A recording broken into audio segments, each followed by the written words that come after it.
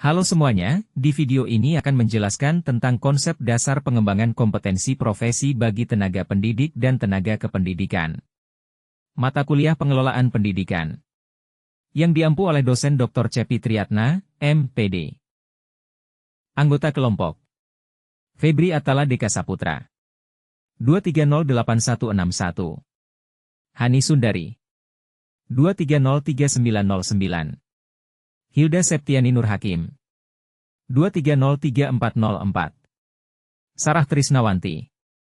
2303821. Syifa Dinda Trisetiani. 2304007. Selanjutnya pengertian pengembangan pendidik dan tenaga kependidikan.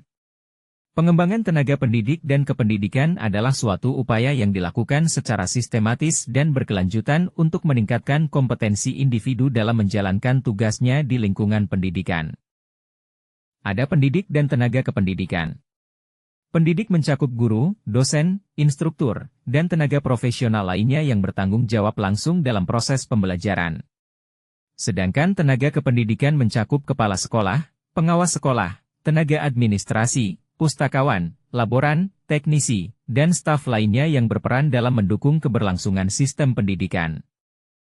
Selanjutnya tujuan pengembangan tentang pendidik dan tenaga kependidikan memiliki beberapa tujuan utama, yaitu: pertama, meningkatkan kompetensi profesional.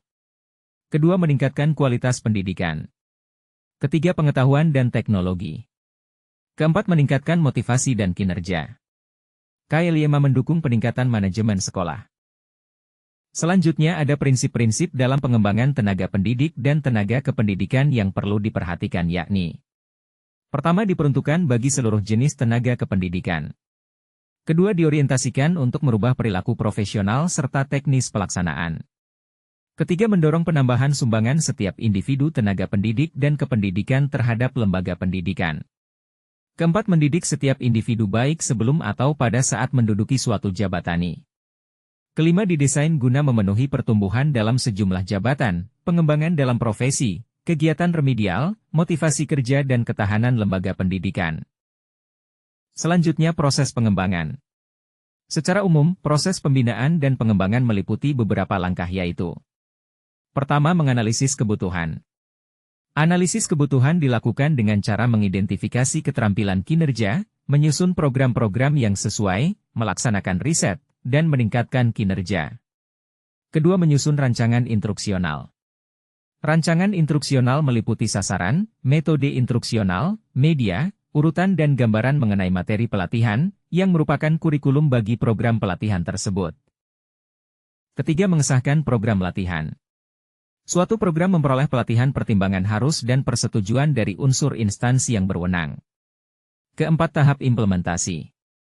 Tahap ini merupakan tahap pelaksanaan program pelatihan yang menggunakan berbagai teknik pelatihan, misalnya diskusi, lokakarya, dan seminar.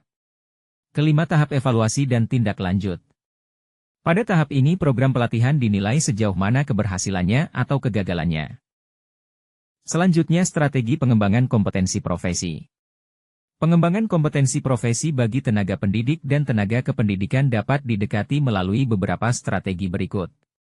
Pertama, pendidikan dan pelatihan formal. Pendidikan formal seperti program sertifikasi, pendidikan profesi guru, PPG, dan program magister pendidikan menjadi salah satu cara utama dalam meningkatkan kompetensi tenaga pendidik. Kedua, pelatihan berbasis teknologi. Dengan perkembangan teknologi, pelatihan berbasis daring, e-learning, semakin populer dalam pengembangan kompetensi guru. Ketiga, komunitas praktik, Community of Practice, CAP. Pembentukan komunitas belajar bagi tenaga pendidik dan kependidikan dapat meningkatkan keterampilan mereka melalui diskusi dan berbagi pengalaman. CAP dapat berupa kelompok diskusi daring, lokakarya berbasis sekolah, atau forum pendidikan regional. Keempat, supervisi dan pendampingan.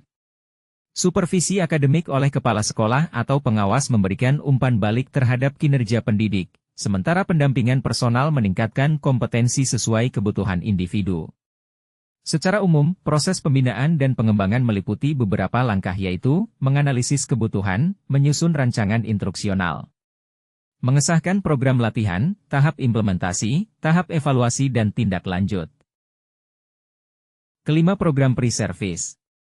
Tenaga pendidik dan kependidikan dipersiapkan dengan cara pre-service teacher education sebagai sebuah lembaga pendidikan tenaga kependidikan, LPTK. Keenam, program in-service education.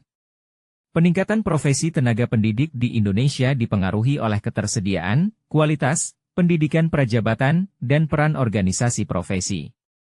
Untuk meningkatkan kualitas dan layanan, pendidik perlu mengembangkan sikap profesional, baik saat prajabatan maupun setelah bertugas. Ketujuh, evaluasi kinerja berkelanjutan. Evaluasi berkala berbasis kompetensi harus diterapkan untuk mengukur efektivitas strategi pengembangan yang diterapkan.